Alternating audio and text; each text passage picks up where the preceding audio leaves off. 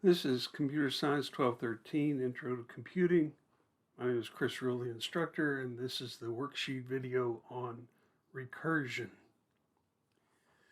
What we're going to talk about today, what we're going to use, is the concept of factorial. And a factorial, you take a number you want the factorial of, times the number before it, times the number before it, times the number before it, all the way down to 1.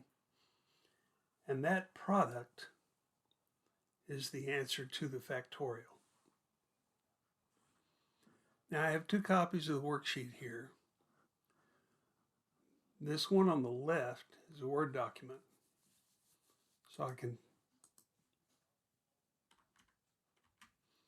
type things here. The first question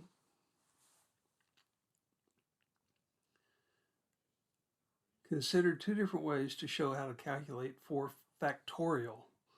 That's what that exclamation point means. Write out all the numbers that explicitly need to be multiplied. 4 exclamation point, and let me go ahead and put that down again, equals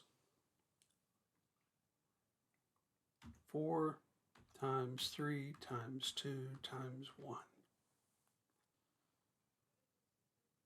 And that's how you get the factorial.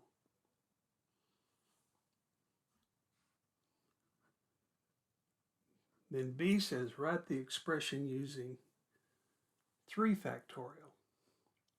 Well, 3 factorial would be 3 times 2 times 1, so it's the same as this part.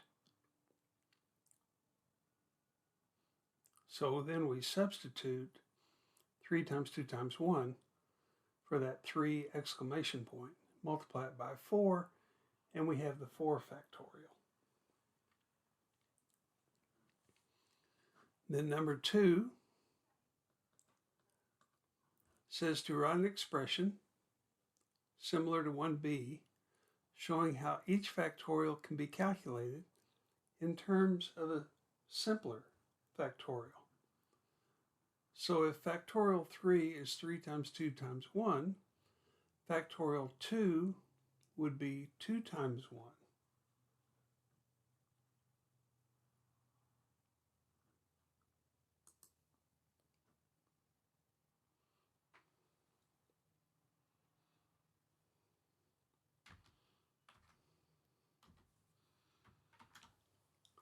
Something like that. And then 2 factorial be 2 times the 1 factorial.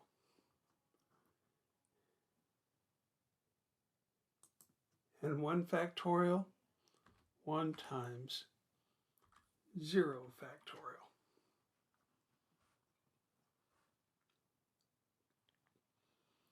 And 100 factorial would be 100 times 99 factorial.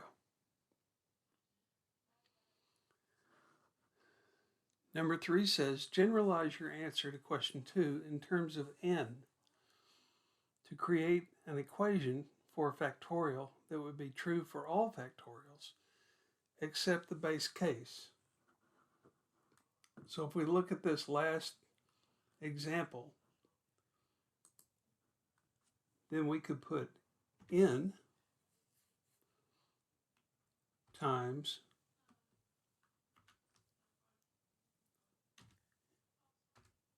n minus 1.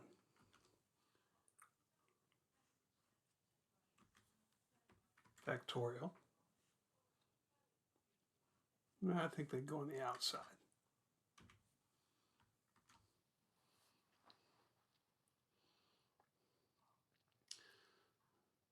So this expression here is really the same as this one, or any of these others. Now the base case, what would you propose to be the base case of a factorial method? So up here at the top, If we repeatedly decompose the original problem into smaller, simpler expressions, eventually we'll identify the most simple or basic component that can't be broken down any further. So the one that can't be broken down any further is the base case. So in this case, what we're looking at here, it would be 0 factorial,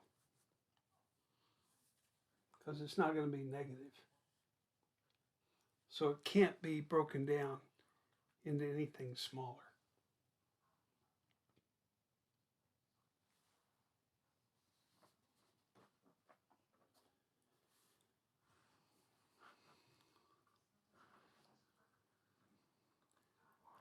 All right, number 5. Assume you already have a working static method, factorial integer n, that returns n exclamation point. 5a says copy your answer to question 2d, which should include how 100 factorial can be calculated using a simpler factorial. So let me move to 5 on this side where I can type.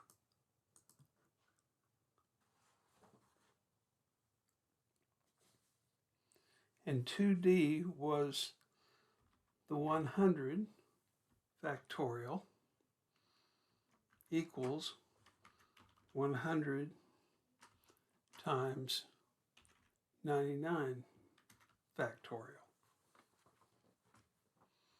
And that's the same thing as 2d. 5b, the factorial operator in Java, actually represents the Boolean operator, not. Convert your expression to Java code by replacing the exclamation point operator with the appropriate method call to the factorial method and hard coding numbers as arguments. You are not defining the factorial method, just using it to set answer to 100 factorial.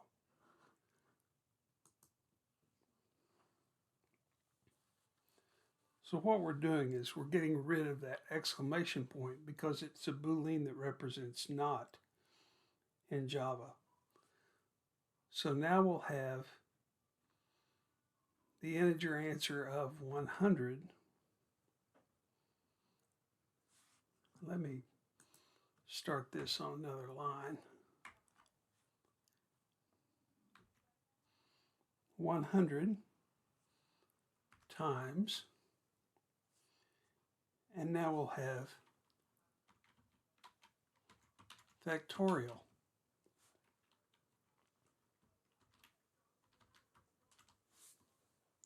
$99.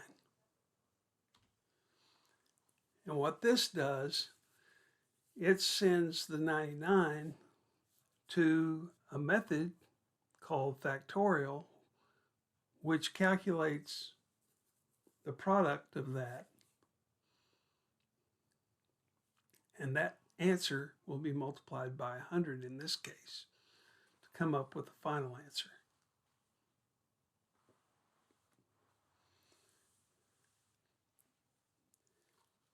(5c) says now convert your equation for question 3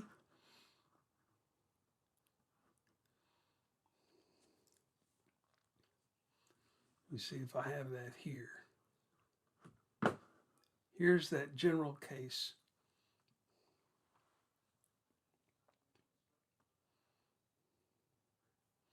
So it wants us to take this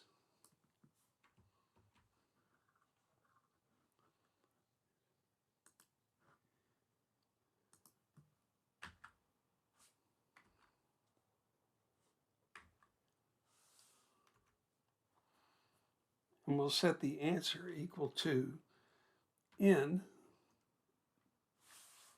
times factorial of n minus 1, and that gives us a generic equation where, for example, the user might put in a number to get the factorial. It would be stored to n, and then the factorial method would be run for n minus 1 to give you the answer, and then it would come back and be multiplied by n to give you the final answer.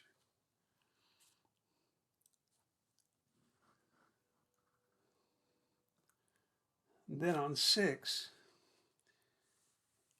if you used your answer for the previous question in the definition for the factorial method, how does this method call differ from method calls you've used in previous programs? Well,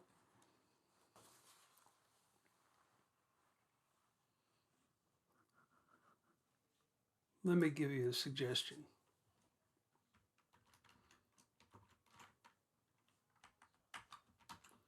The code for the factorial, let me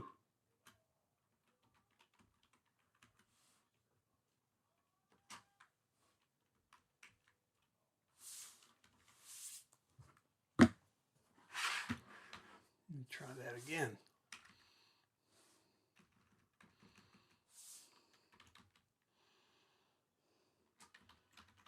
Method will involve calling itself over and over again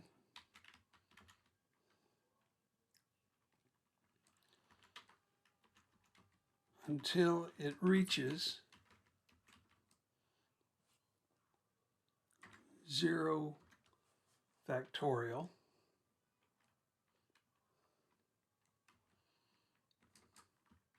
which is the base case. It is similar to defining a word using that word as part of the definition.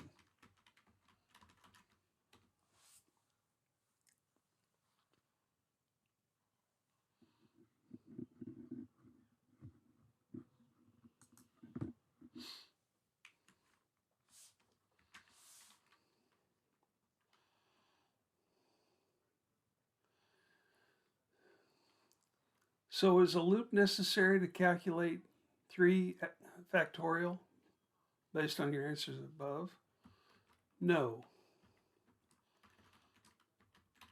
The method will call itself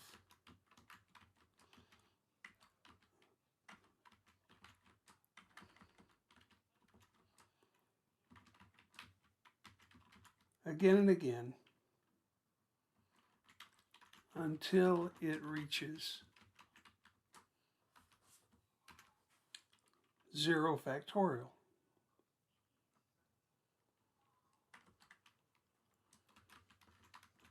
Rather than using a loop.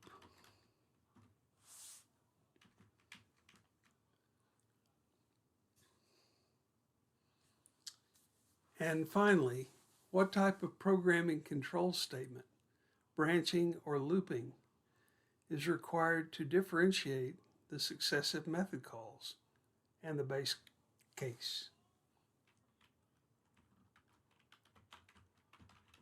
It's branching. We're not doing a loop.